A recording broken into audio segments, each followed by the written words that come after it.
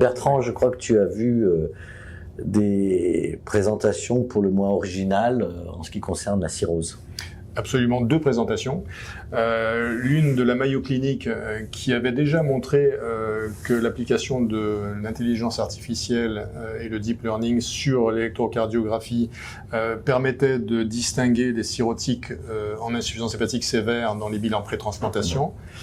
Ils se sont dit que ces anomalies devaient bien préexister chez les cirrhotiques et qu'ils pourraient peut-être les rechercher de façon anticipée. C'est ce qu'ils ont essayé de faire en screenant des cirrhoses compensées asymptomatiques et en regardant ce que ça donnait par rapport à leur ECG en comparant à des contrôles non cirrhotiques.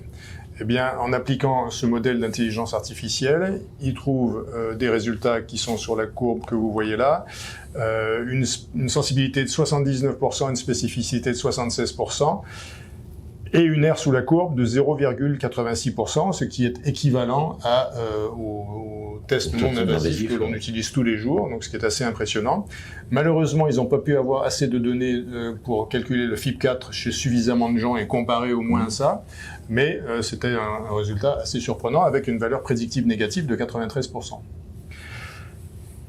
Le deuxième travail, qui est un travail chinois, qui est l'apparition d'un outil pratique, une règle qui permet en endoscopie de mesurer la taille des varices œsophagiennes, extrêmement bête. Vous avez la photo sur l'écran.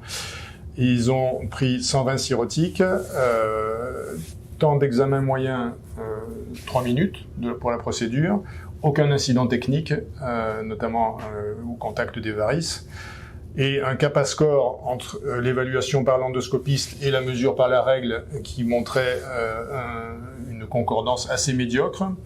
Et quand on utilisait la règle pour tout le monde, il y avait une bonne concordance entre l'avis de différents endoscopistes en double aveugle.